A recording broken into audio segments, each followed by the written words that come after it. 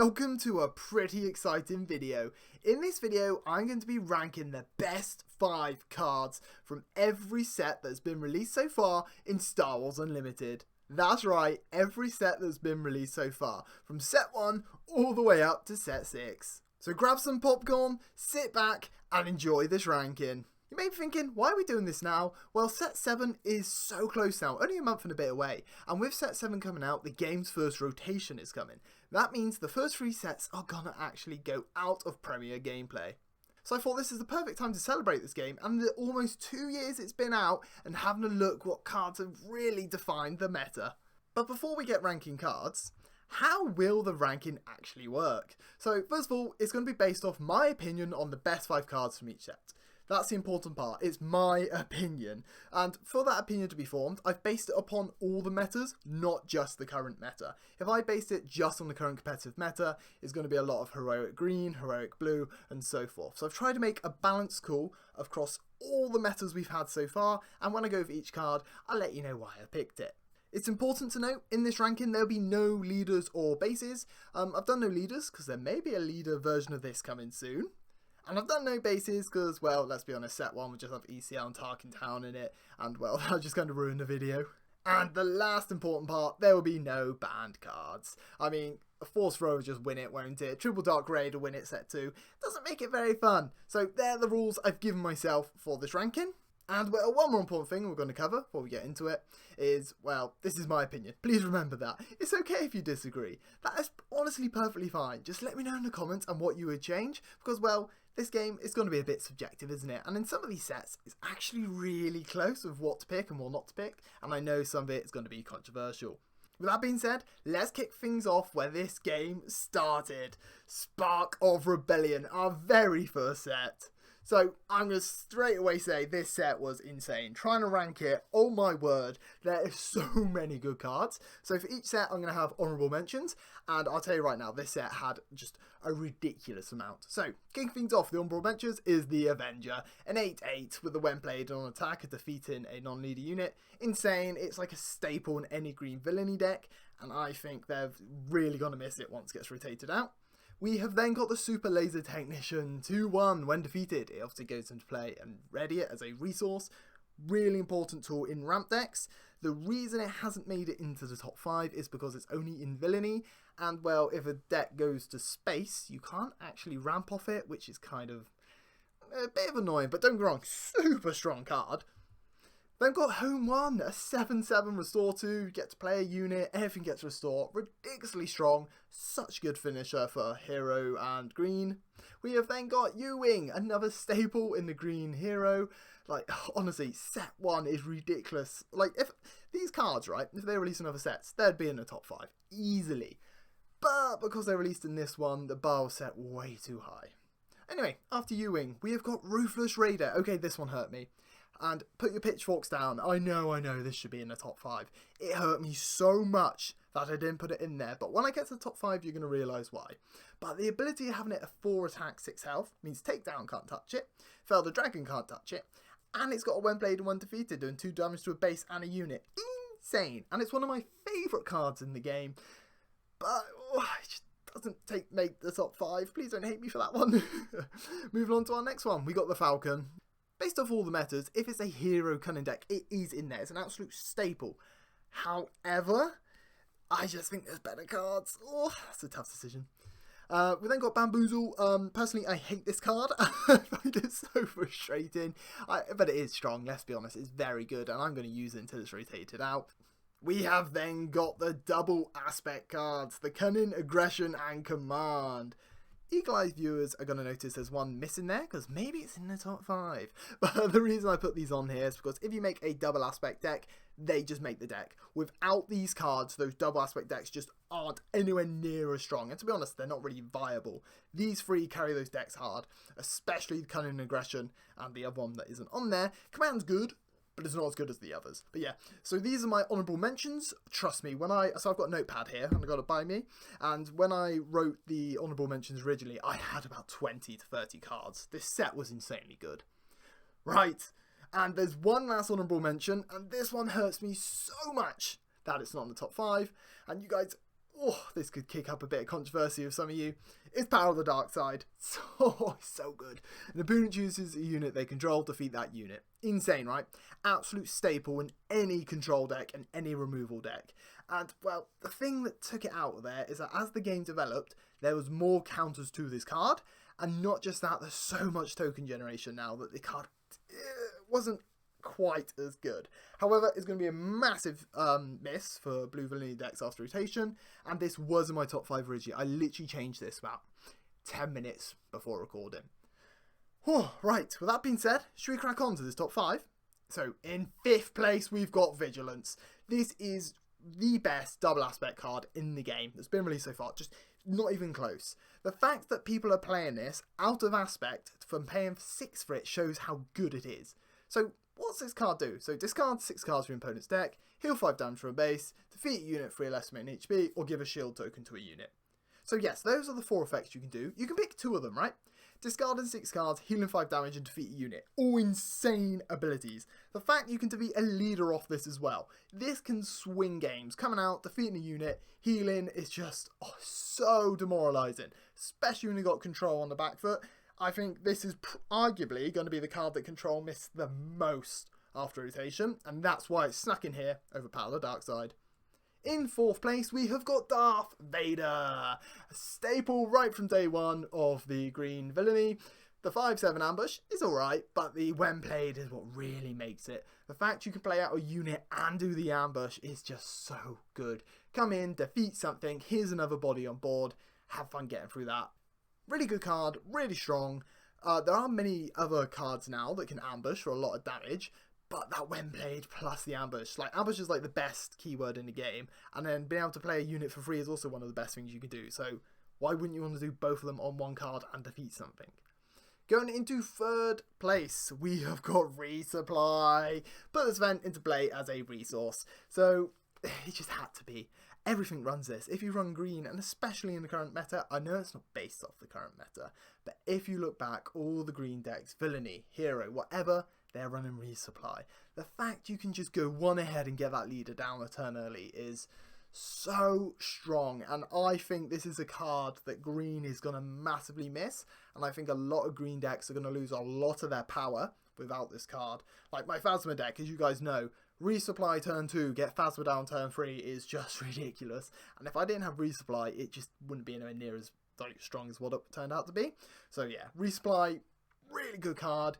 I know they said they're going to bring out another version of it, but I think as much as I love this card, they can't bring it out like this again. They have to make a stipulation. It has to be like, if you control a blah blah unit, or defeat a something unit and then put this player as a resource, because just being able to just go one resource ahead straight away is way too good in my opinion. Going into 2nd place, we've got Overwhelm Barrage. I mean, come on.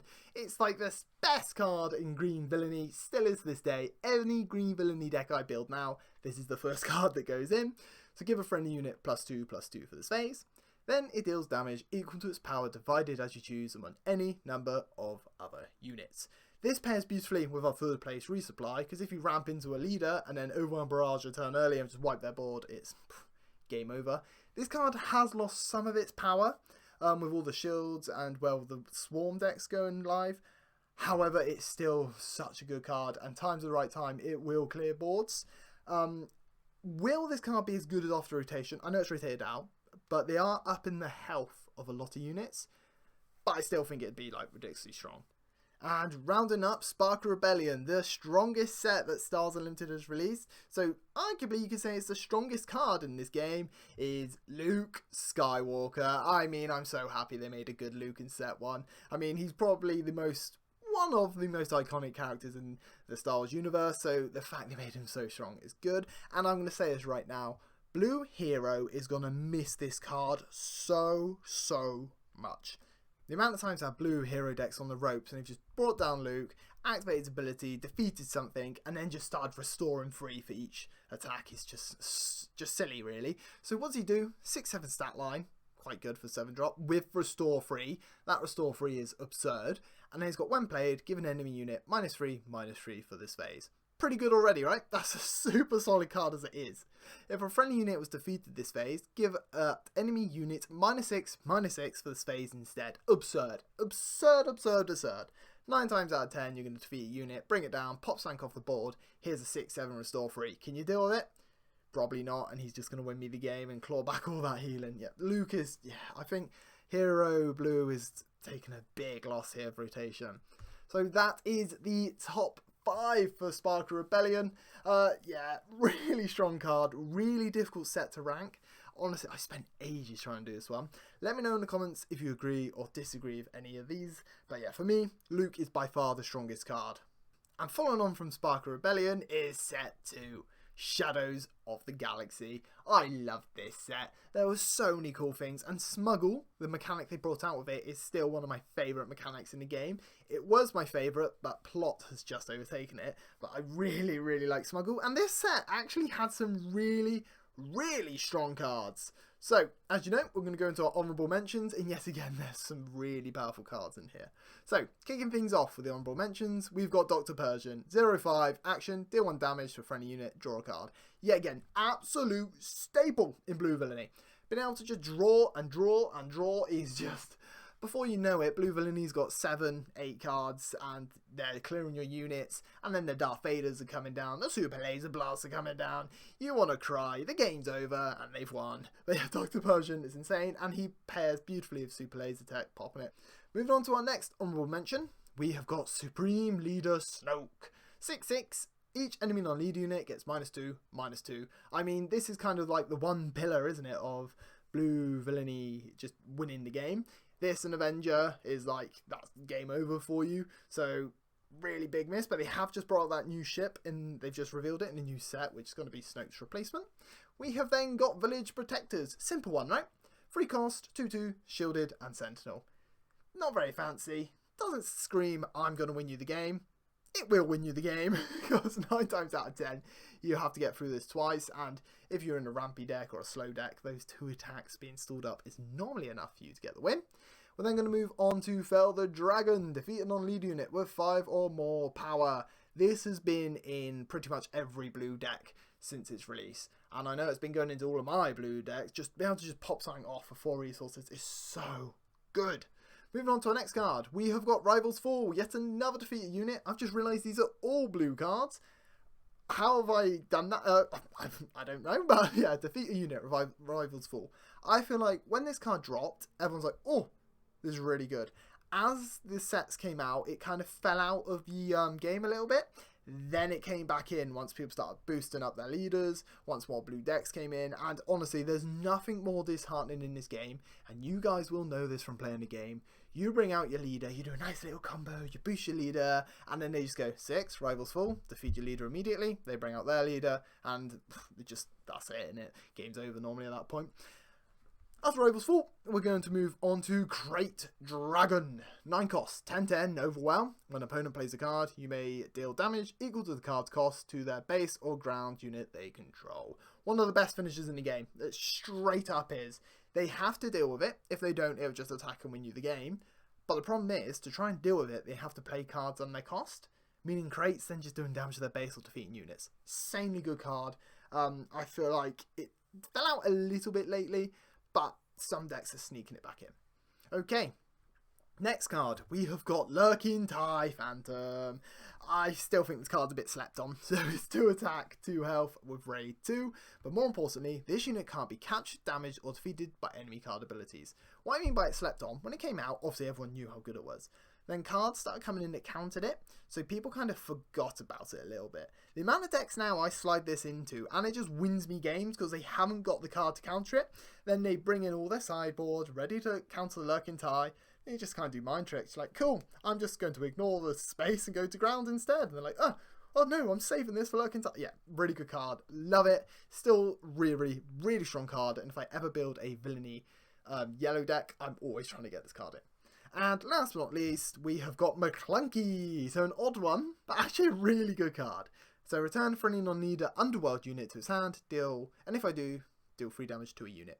Nice bit of removal with the amount of Underworld cards in this deck, and Cad Bane, as you know, is still running riot in the meta. Clunky's like a big part of that. And well, the next set has already revealed a lot of Underworld cards, so this card would have been perfect.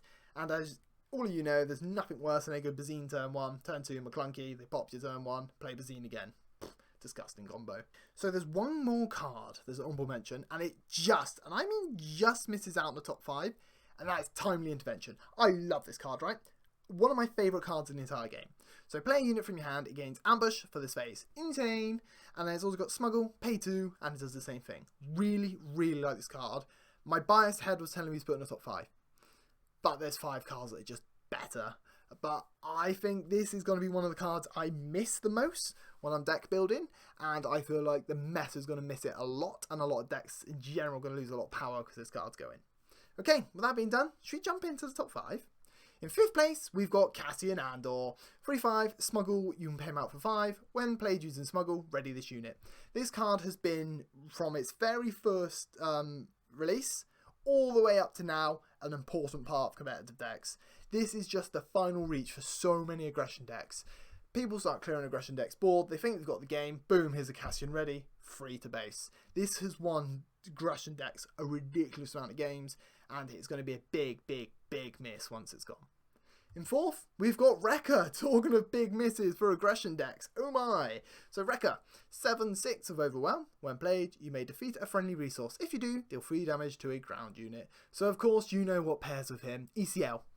ECLing out Wrecker, so Energy Conversion Lab from set 1, the base. You can do the 5 damage to a ground unit, defeat it, then do Overwhelm to another one, and do the excess to base, clearing 2 units. Or you can do the 5 damage to a unit, give 1 HP, Wrecker comes in, cleans up, and well, that tends to win you the game. Really good finisher for Hero, so these two are like really big finishers for them.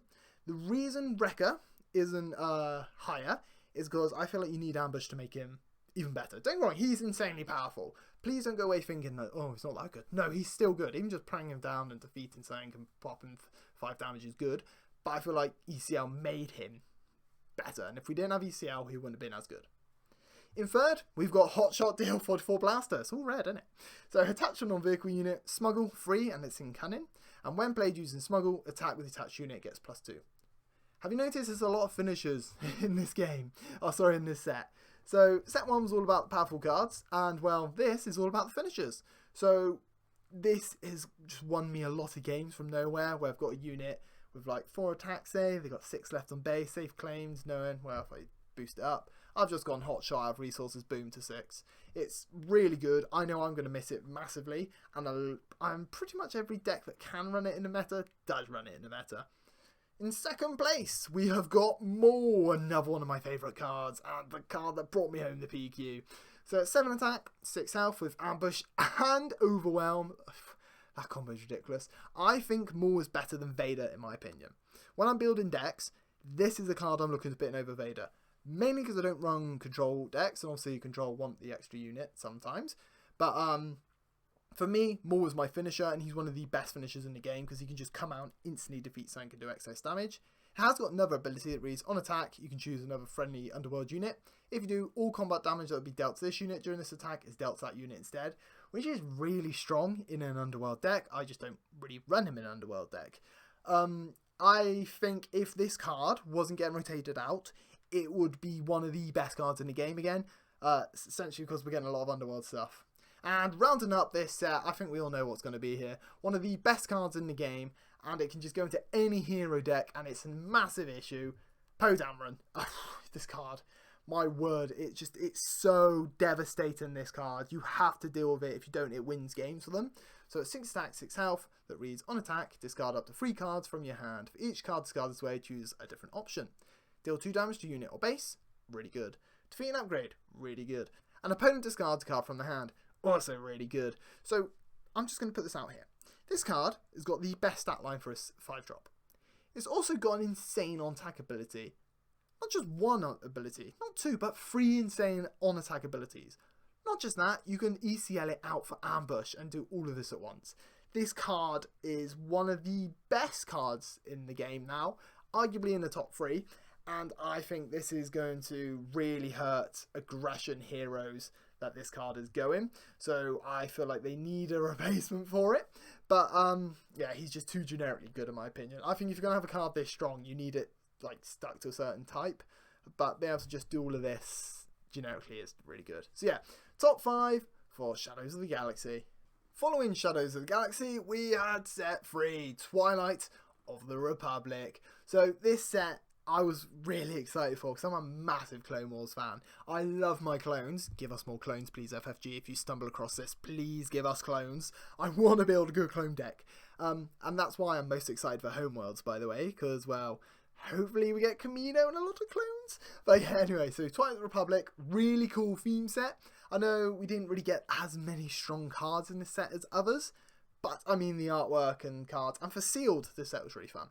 So for honourable mentions, we've actually only got one. We've got Clone. So Clone, 7 cost, 0/0. While you have, you may have this unit enter play as a copy of a non-leader vehicle unit, except it gains the clone trait and it's not unique. I wasn't going to include this card, but I know if I didn't, people would mention it, because at the moment it's doing really, really well in Yoda Force, and I know it has done well in previous builds, and it is a really cool, unique card. And for instance, if you've done, I don't know, Maul 7 resources, following turn you play Clone, you can Maul again. So I do really like this card. I just thought I'd mention it in here, but for top 5, it's just not good enough. Talking of the top 5 is our 5th place card, that is Enfys Nest. 5 attack, 7 health with Saboteur. When played and on attack, you may return an enemy non-leader unit with less power than this to its owner's hand.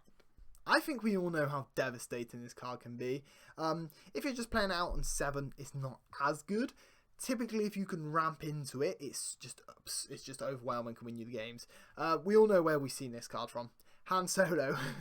Han Solo can get this card out on your 5 resources, and this card on its own will win games for them. It just bounces everything you've got out. Moving on to 4th place, we have got Plo Koon. So 3 attack, 6 health with Ambush. So it's also got Coordinate. Coordinate, remember, is you need 3 or more units on the field and it gains its ability, and that ability is raid free. But ambushing for 6 with 6 health on 5 resources is nuts. We all know how good this card is. When Quinlan was in the meta, this was kind of like the staple drop with the Quinlan turn, because normally you've got a unit on board already, you deploy your Quinlan Voss, that's 2 units, then you ambush your Plo Koon, and then, well, with the Quinlan's ability, pinging it again, that could do 7 damage. This card has devastated a lot of decks, and in Quinlan, them two pairing up beautifully to take the meta for a little while. Really strong card. If it's in other sets, it probably won't get into top 5, but it is a very, very, very good card. In 3rd place, we have got Cad Bane. 7 attack, 7 health, with when played, this unit captures up to 3 enemy non-leader units, a total of 8 or less remaining HP. On attack, the defending player may rescue a card they guarded by this unit. If they do, draw 2 cards. This card's nuts. Like, it actually is nuts. I think people forget how good this is, but when it comes out and just clears your board of all your units and captures them, you just sat there like, oh, what do I do now? And not just that, it's a big body behind it. I've been on the receiving end of this card quite a few times, and well, I've played it myself in a Cad Bane deck, and I promise you it can be absolutely devastating in the right hands, and I think this is a really big miss for yellow villainy decks. Going into 2nd place, we have got Sanctioner's Shuttle. 2 attack, 3 health that reads Coordinate. When played, this unit captures an enemy non-leader unit. This, I know a lot of people would have at number 1, because it's such a good card. It swings momentum out of nowhere. If you're able to get 2 units out in your turn 1, and then you go turn 2, Sanctioner's Shuttle, capture their turn 1 play, that's normally enough there and then to put the momentum in your hand to go and win the game. Not just that, it's one of the few cards that can take like Chewbacca pilots off the board. If they've piloted onto their ship, you can go Sanctioner's Shuttle, capture it. It's just such a good card. Massive, massive, massive miss for yellow decks. I know I'm going to miss it myself with the deck building. And coming in 1st place for Twilight of the Republic, I think if you might have got this one. General's Blade. Attach a non-vehicle unit. If attached unit is a Jedi, it gains on attack. The next unit you play this phase costs 2 less. Plus 3 attack, plus 3 health. Insanely good card. I don't think any of us quite realised how good it was when it came out in Twilight of the Republic, but it got to the point where it's so good, especially after the release of Legends of the Force, that FFG even came out and admitted it's on the watch list for potentially banned cards. It performed massively, and if you can't counter this card in the early game, it's kind of it. The amount of times I've lost because they've gone Gunji turn 1, Turn 2, they've got General's Blade. Gunji becomes a 5-8, and I just can't deal with that at that point in the game. And then Gunji just goes on to just whack me in the face for 5 damage. And then they can play like these other units down that cost 2 less. This card is one of the biggest snowballers in the game. It's insane if you can't deal with it. So that is my top 5 for Twilight of the Republic. I feel quite comfortable with this top 5. I feel like you could argue Sanction Shuttle for first, but I feel like General's Blade is more versatile and can go into more decks. Following on from Twilight of the Republic, we had Jump to Lightspeed. This introduced pilots, a lot more ships, a lot of capital ships, and to be honest, a really fun and pretty strong deck. But one thing before we jump into the set, if you're enjoying this video so far, make sure to like and subscribe, because there's loads more Star Wars Unlimited content coming, includes deck building, gameplay videos, ranking videos, box openings, and so much more, and I don't want you guys to miss out. And not just that, it really does help the channel out. And with that being said, let's crack on to this top 5. So, we have got some honorable mentions again, and there's some really good ones in here. First honorable mention, the Luke Skywalker Pilot. 3-2 stat line on the ground, or you can pilot it, and then the piloted gets 3 attack, 2 health. It's alright, but its ability is what makes it so strong. When this upgrade would be defeated, it actually comes down as a ground unit.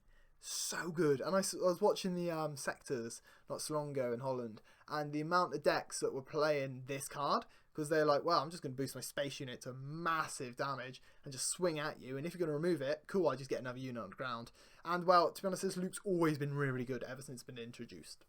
Our next honorable mention, we have got Unity of Purpose. Okay, so this card, I know it's not really seen any competitive gameplay if you want, but it's kind of like Double Green's biggest bang card, and I think if this card was rotated out, it would be a big hit into Double Green. And I know there'd be quite a few Rex enjoyers, Mon Mothmas enjoyers, that if I didn't put this in here, would tell me off. So here it is. You guys can be quiet. You can be happy. Our next honorable mention, we've got Clone Combat Squadron. So 3 attack, 3 health. This unit gains +1/+1 for each other friendly space unit. Insane. If this card is unchecked, it just wins games on its own. It's a big reason why the Vader pilot deck was like devastating the meta at one point, just because getting this down, making it an 8-8 on your 4 resources, overwhelm barrage on the 5, and just clearing the board is nuts. Our next honorable mention is the Darth Vader pilot, just because, well, it's a 6-drop 7/7 insane stat line, but the pilot is why it's in there. 3 cost to pilot it, 3 attack, 3 health, gets that ping on attack, can be devastating on the right card like a Lurking TIE Phantom, and on its own can just run right through decks. Definitely isn't a top 5, but I just really wanted to mention in here. Our next honourable mention is Planetary Bombardment. Deal 8 indirect damage to a player. If you control a capital ship, do 12 instead. Pierre has been using this card to just devastate people, and he put Devastator down. Planetary would do 12 to base, that's GG.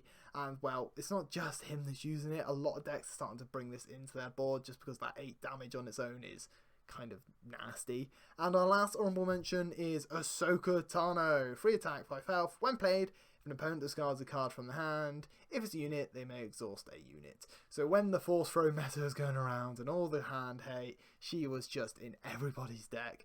Because you can play her out, do her when played, exhaust sank, following turn, Force Throw, disgusting. And even when Force Throw is banned, she's still a staple in Quinlan. And yeah, I think I've got PTSD from her and Quinlan decks, to be honest. Because there's nothing worse than them doing a little bit of Swarm, then they go like, turn 2, they go Sanction Shuttle, capture something, and then they go Ahsoka into a Plo Koon, into their Quinlan. Devastating. Okay, let's move on to our top 5. Starting in 5th place is Blue Leader. Probably one of, if not my favourite card in the entire game. 3 attack, 3 health with Ambush. That's alright in its own for a space unit, but this is why I love it. When played, you may pay 2. If you do, move this to the ground arena and give 2 experience tokens to it. So it can become a 5/5 ambush on the ground. Nothing flashy, nothing like insanely like wow about this card. But the reason it's so good is because it's so versatile. And pretty much every green hero deck I've put this in there. Unless it's a Force deck. But even then I want to put it in here. It's just so good. Clear out space, it can do that. Clear out ground, it could do that. I love this card, and if it's getting rotated out, I've been gutted. But thankfully, get it for another year. 4th place, we've got Red 5. 3 attack, 4 health that reads, on attack, you may deal 2 damage to a damaged unit. This card has been devastating people's decks with Han Solo. Let's be honest. Han Set 2, it's just been coming down. Grogu's been pinging damage all over the place, and Red 5's winning games.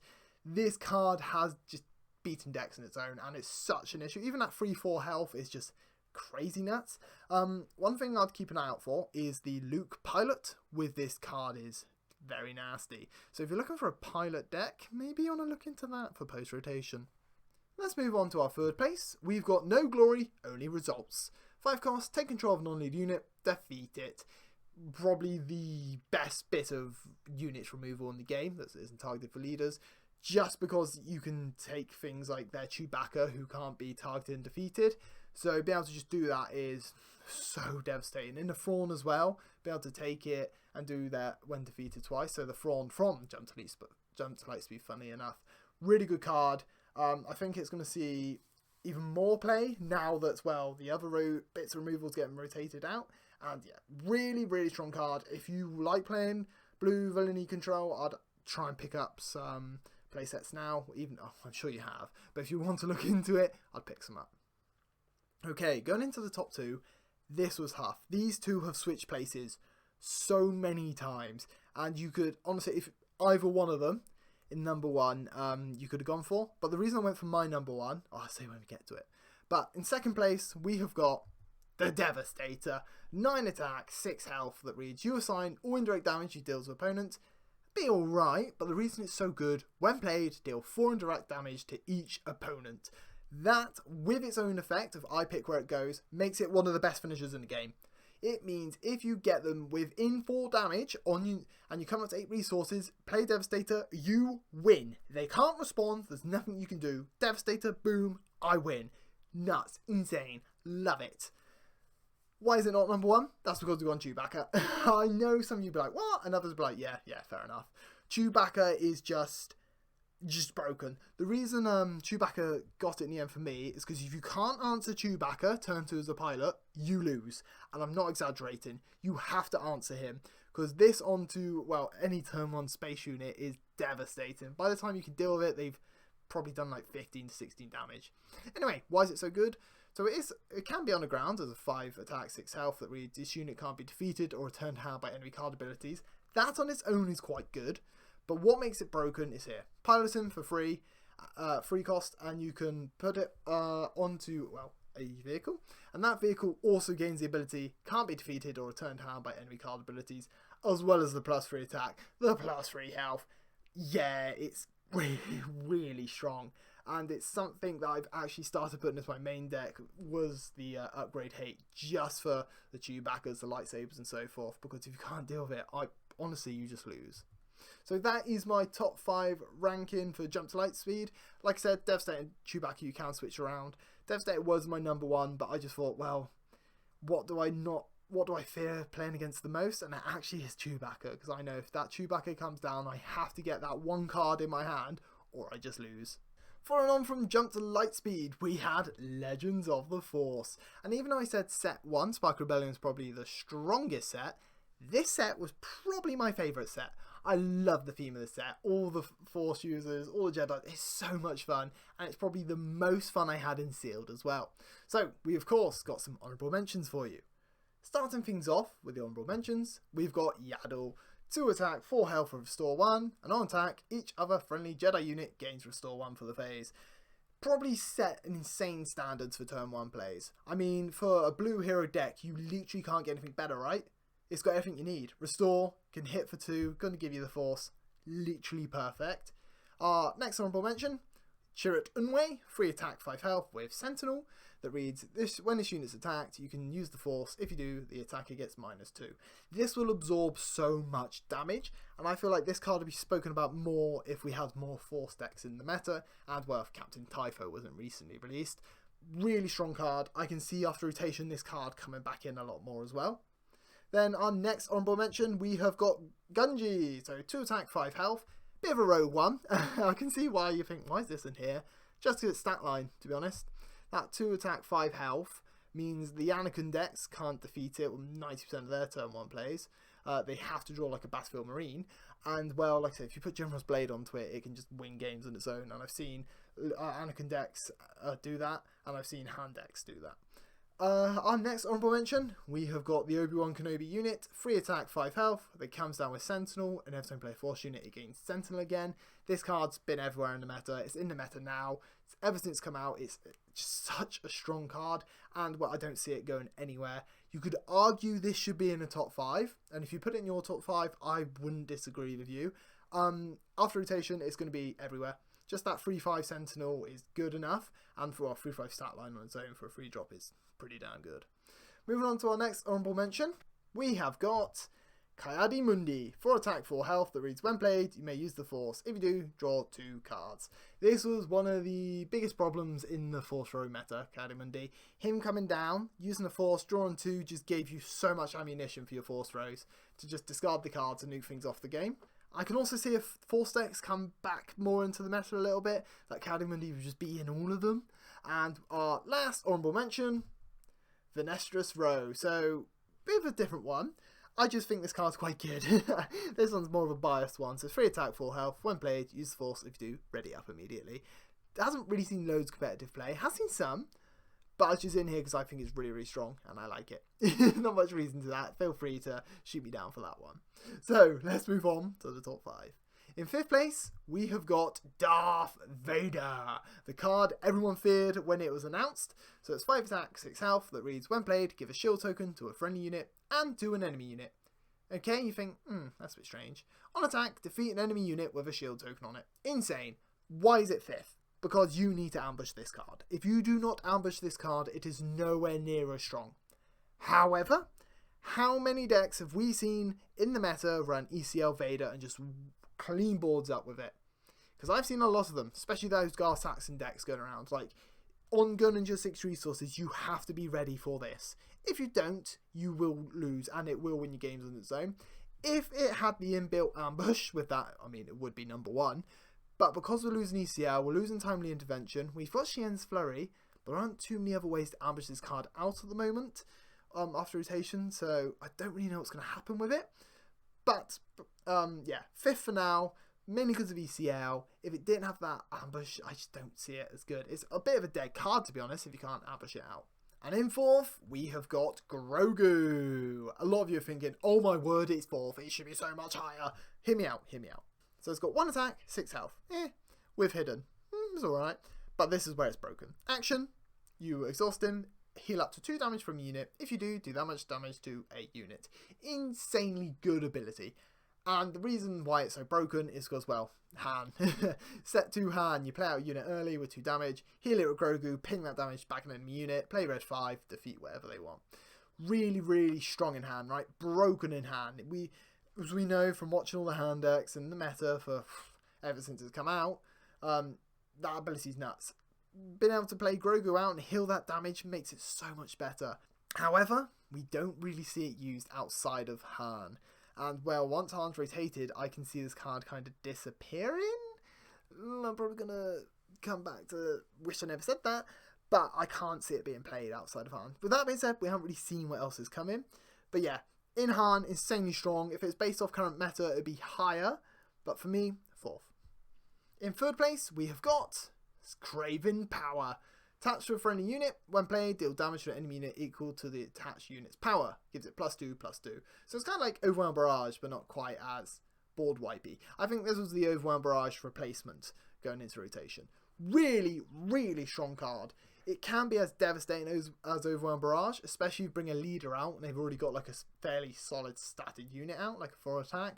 Just give it this, it can just ping something off for 6 damage. Not just that, what some people argue is better with Craven Power, they keep the +2/+2. So it turns your like relatively okay unit into something actually kind of annoying to deal with. Let's just say a Knights of Ren. 4/4 stat line, right? Bring Craven Power down, makes it a 6/6, and you get to defeat something with that 6 damage. That's actually kind of really strong. And I feel like this card's only going to get better after rotation. Going into our 2nd place, we have got Kellerin Beck. 7 attack, 7 health. When played, search the top 7 cards of your deck for a unit, reveal it, and play it. It costs 3 less. So good. It's in every single green hero deck, and for a good reason. I mean, 7/7 on its own is pretty strong. Being able to play another unit out on top of that is insane. Remember going back to set 1, when we had that Vader who's ambushing and playing out a unit? This is kind of doing the same thing, just without that ambush. And another reason he's in second place is once the first 3 sets rotated out, he's going to get even better. Especially because decks aren't going to have set 1 Luke anymore. So he is 100% going to be the replacement for Luke. I know he hasn't got the removal, but the 2 units for the price of 1 is insane. And well, pretty much every green hero deck I've been watching lately has been playing it. And rounding up Legends of the Force in first place, a lot of people would have had Keller in, and it was close, but I just really like this next card. First place is Anakin Skywalker. 5 attack, 7 health, which reads, when played, if there's a hero card in your discard pile, give unit -3/-3 for this phase. Pretty good in its own right. Bring down a 5/7 unit with a bit of removal. That is good. But then when played, if there's a villainy card in your discard pile, you may give -3/-3 for this phase as well. So you can do a -6 with a 5/7 on 6 resources. Insanely good, right? This is nuts because a lot of decks are starting to play like villainy decks, for example, are playing like Bamboozle for free. So it's giving you the hero card in your discard, meaning you then do the -6/-6. Also, it's a big reason why things like the Motherthausen did really, really well on the Galactics was because of things like Anakin Skywalker. Especially going into the next set where we're cheating out loads of aspects, I can only see Anakin getting even better. Especially, again, our Luke is going, so we're losing that soft removal, so Anakin would be our #1 replacement for it. So this is the summary of Legends of the Force and my top 5 of it. I know some of you will probably put Kelleran in one or Craven Power in one. Really, really close. Let me know in the comments if you agree with this one. And with that being done, we're moving on to our final set of this video. Set 6, Secrets of Power. There's actually some really good cards in this set, and I think a lot of them, people haven't realised how good they are until after rotation. And well, of course, a lot of those aren't in here because I can't predict the future. I'm good, but I'm not that good. But I think we've got a lot of cards in this set that are going to start emerging into the meta that we just wouldn't have thought of before. With that being said, let's kick things off with the honourable mentions. So, our first honourable mention, we've gone for emergency powers. Choose a non-leader unit and pay any number of resources. For each resource paid this way, give an experience token to the chosen unit. It's in here simply because if you can't deal with it, they win the game. The amount of time someone's gone to Axe Wolves and then they've given it 5 experience tokens and he gets another 5 his ability and they've just walked through you because of that. You need a bounce, you need a removal, you need to stop it. It is fragile, but my word is it devastating if it goes off. Our next honourable mention, we have then got Captain Rex. 6 cost, 7 attack, 7 health that reads, when played, and when this unit completes an attack, give this unit and an enemy unit Sentinel for this phase. Yes, we've got another good clone. Only second good clone after Whale Wrecker, and this guy's very, very good. Very good. I really like him. He can just be an absolute roadblock for the opposition coming down as a 7/7 Sentinel. Bit annoying we have to give it to them. If we didn't do that and he's just a Sentinel 7/7, I mean, ridiculous, he'd be top 5. Our next option is Chancellor Palpatine. 2 attack, 2 health that reads, when played, if you control a leader unit, create 2 spy tokens. Both of those spy tokens get Sentinel for this phase. It's alright, but the reason it's so good is because it's got plot. Meaning it can come out with your leader and just be, boom, here's 2 Sentinels, have fun getting through that, and well, it helps you swarm the board. Quite good. I think this is one that's, yet again, after rotation, it's going to be even better, but even now, it's still a very good card. And our last honourable mention, Topple the Summit. So 5 costs, deal 3 damage to each damage unit. And it's got plots, meaning come out with a leader. There's so many cards that this works well with. I mean, the new Vader has just been announced. Works brilliantly with that. It also works well with Maul from Legends of the Force, the leaders, ping and damage. There's so much that works with this card. And I think if the right leader, the right card, the right support comes out, it's going to be straight into the meta. Okay, and well, we've got one last special one for you guys, and that is Aggressive Negotiations. I put here one to watch. Right now, it's definitely not in the top 5 cards. However, I think it's low-key a really broken card, and I think can see it getting banned if there's enough card draw in the game. I don't think there will be. I don't think it ever will come to that, but I think there will be some niche decks here and there where you can have like 8 cards in hand, play this, you're going to swing for an extra 8 damage, just win the game out of nowhere. I can see that happening. Can see one popping up into the meta around that sort of mechanic, especially with a lot of the cards revealed so far about discarding and drawing and so forth. So yeah, one to watch, especially after rotation, Secrets of Power. And with that being said, should we crack on to this final top 5? So, 5th place for this set is TradingCards. 5 attack, 5 health with when played. You may attack with a unit, but of course the reason it's so good is because it's got plot. You plot this card out with your leader, attack immediately. Action cheating. Your normal fragile unit or something, unit leader that you're normally scared of, or something where they're going to exhaust it or defeat it, can just go straight into base immediately. It's just nuts, right? You know, how many good pilots have been using Sinton to attack immediately, so obviously they can't be defeated off their ship. I also think, just off the top of my head, because I'm thinking about Vader now, the new Vader that's been announced, deploy Sinter, Vader, you discard 4 cards, he gets an extra 4 damage to base, he swings for 6, that's 10 damage to base. That can normally win you the game outright. Okay, let's move on to the 4th place, and we have got Bo-Katan Kryze. 8 attack, 8 health, which reads, when played, give each enemy unit -3/-3 for this phase. Pretty good, right? She has 9 cost mine, which is pretty late, but you can ramp into her. And when an enemy unit is defeated, give an experience token to a friendly unit. So the idea of her, come out, nuke the field and all the tokens, mass boost something for experience tokens. She got a lot of play in Yoda, right? We've seen her so much in these Yoda decks. Because, well, Yoda's just stalling and ramping so fast that the 9 cost isn't really an issue. So that's why she's kind of in the top 5. I think as well, if we do get ramp, and with all the credit tokens coming out, I can see some sort of decks with Bo-Katan in, and you're able to bring this Bo-Katan out 2 turns, maybe even 3 turns early with the credit tokens, and her -3/-3 would be more impactful, clear the board, and off you go. Going to 3rd place, we have got Captain Typho. So why is he not first? Because, well, there's basically 2 nuts cards in this set. But Typho, I think he's one of the best cards in the game at the moment. I don't see that going anywhere, and I think after rotation, he's just going to be an absolute... Well, he already is. He's a staple in Green Hero, and I think after rotation, there's less ways of getting rid of him, and there's more ways to boost him, and I can see him just becoming such an issue for decks, and I've already started building around how do I get past him, basically. So he's 4 attack, 5 health with Sentinel. Immediately, that's insane. That start line with Sentinel is just perfect, really. And when this unit is attacked, you can disclose a hero and a green. If you do, heal 1 damage from your base. So he's an insane Sentinel with great stats and healing. It's like, yeah, he's just an amazing card. Already is incredible. You saw it do so well in all the sectors, all the planetary qualifiers, and after rotation, he's just, going to get even better. Okay, so these top 2 could have gone either way. So close. I did have them the other way around originally, but due to reasons I'm going to say in a second, this is the order I've gone for. Second, we have got, drumroll please, Queen Amidala. So 5 attack, 3 health, that reads, when played, create 2 spy tokens. If damage would be dealt to this unit, you may defeat another friendly unit that shares a trait with this unit. If you do, prevent that damage. Insanely strong. The fact you can just use this, crash into all these really strong units, defeat them, and just get rid of a token and survive is insanely good. She can't be hit by like overwhelm barrage or damage like that. She is also insanely good in set 2 hand because you can bring her down with 1 HP. Not an issue at all because yet again you've got the spy tokens that are protecting her.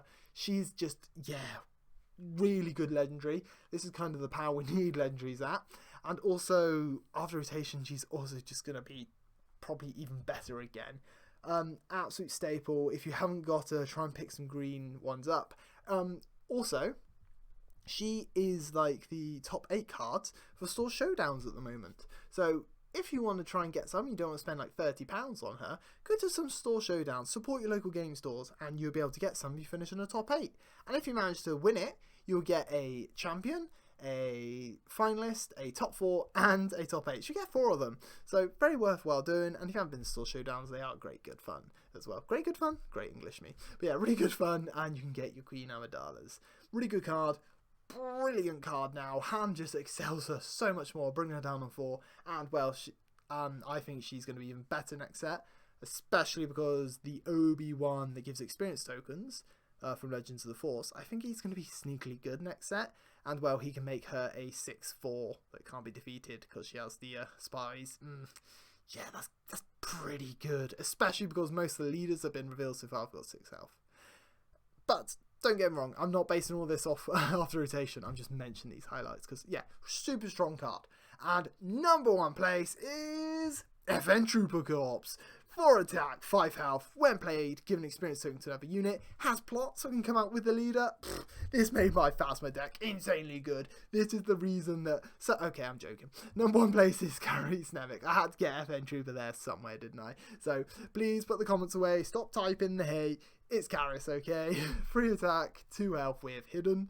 And when defeated, you can disclose a hero and a red card. If you do, create a ready spy token. This card single-handedly kind of destroyed control, because if you play this out turn 1 and they go power dark side, brilliant, I'm just gonna get a spy anyway. So the main reason this came into my number 1 slot is because this card, which is a 2 cost, can take down a Typho. That's because Typho's got 5 health. You can put your Karisnemek into him, doing 3 damage. Of course, Karis will be defeated, but then you can activate his disclose ability, get a spy, defeat it. Or if maybe that you have to defeat a unit, defeat your Karis, you get that spy. Essentially, it can be a 5 attack unit on 1 turn for a 2 cost. Honestly, this card has set extremely, and I mean extremely high standards for turn 1 plays, and he's got the Rebel tag as well, one of the best tags in the game. I don't see him going anywhere for a long time. If anything, he's only going to get stronger. So yeah, picks him up now before he gets like... well, he already is the best turn 1 in the game. So that is my top 5 for Seeks of the Power. I think those 3, the top 3, are all like stupidly good cards. As in, like, even if they were in Spark or Rebellion, especially the all 3 of them, yeah, they'll be pushing those top 5 slots. They're that good. And with that, this is the champions, what I've come up with. For Spark of Rebellion, we got Luke. For Shadows of the Galaxy, we got Poe. Twilight Republic, General's Blade. Chewbacca for Jump to Lightspeed. Anakin Skywalker for Legends of the Force. And of course, Karis Nemik in Secrets of Power. Let me know in the comments if you agree or disagree with any of these choices, and what you change and why. And with that, that actually rounds up our top 5 cards of each set. Final thoughts. What do you think of the rankings? Let me know. It's actually really good fun to do this, and it's a lot harder than I first thought. Honestly, if only you could see my notebook, it is just rammed full with notes and cards. Oh, what about this? What about that? And there, I know I've missed people's favourites out. I know there's cards I haven't mentioned on here that I'd like, but what do you think of them? Rotation. I think it's really exciting. So I think it's going to be great for the game. I think it's going to open up a lot more options, a lot of cards, a lot of leaders that previously we didn't think are great, suddenly emerging out of these quite strong things. And I'm really, really excited for that. And this new set looks super good. I cannot wait to get my hands on it. And yeah, like I said there, look, I like the look of the next set. I really do. I think these like more aspect cards are quite interesting. And well, of course, Twin Suns is going to be nuts. So I'm going to have to dabble into Twin Suns a lot more. Not just that, with the next set, with the mechanics and what the cards look like, they're also doing those pack changes, which I'm really, really happy about. Because, well, they're making normal packs more exciting. They've said they're going to make legendaries better. And, well, we get hyperspace foils in every pack. The best looking cards within the game. And not just that, Carbonites get the, I think it's out of 50 now and out of 100. So imagine getting like a 1 out of 50. Insane. It shows they are listening to feedback, which is really promising for the future of this game, because I'm going to be honest, I love this game to pieces. It's what I think about all the time, it's what I play all the time. I make the decks, like literally beside me here I've got 8 decks built, I've got 3 I'm building all the time. Like, I want this game to go on for a very, very long time. I think it's got the potential, and I think if it gets the support, I think if they keep making the right changes, it can easily survive. And with that, that is the end of the video. This has been a lot of fun to make and a lot of fun to film. It did take quite a bit of effort to make, believe it or not. So I'd really appreciate it if you enjoyed this, this part, if you like and subscribe. And well, we may have a leader one coming soon, so keep an eye out for that. Thank you very much for watching, and hopefully I shall catch you in the next one.